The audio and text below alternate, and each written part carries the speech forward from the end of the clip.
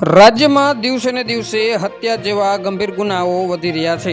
સામાન્ય બોલાચાલીમાં પણ હત્યા જેવા ગંભીર ક્રાઇમને અંજામ આપતા લોકો અચકાતા નથી।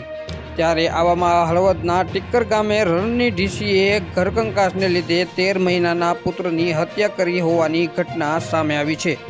સગા પુત્રની હત્યા કર્યા બાદ આરોપી પિતા ઘરેથી ફરાર થઈ ગયો છે। પોલીસે આ મામલે તપાસ હાથ ધરી આરોપીને ઝડપી પાડ્યો હતો।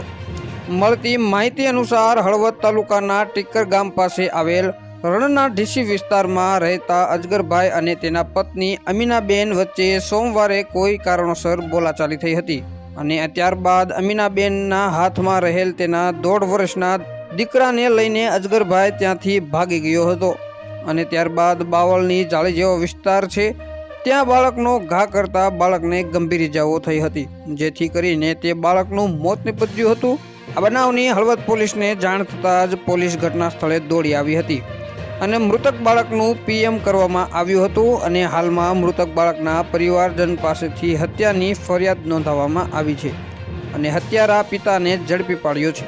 હાલ માટે આટલું જ। મળીશું નવી અપડેટ સાથે। જો તમને અમારા વિડીયો પસંદ આવતા હોય તો વિડીયોને લાઇક કરી દો, ચેનલને સબસ્ક્રાઇબ કરી બાજુમાં આપેલ બેલ આઇકનને પણ દબાવી દો, જેથી જ આવા સમાચારની અપડેટ તમને મળતી રહે।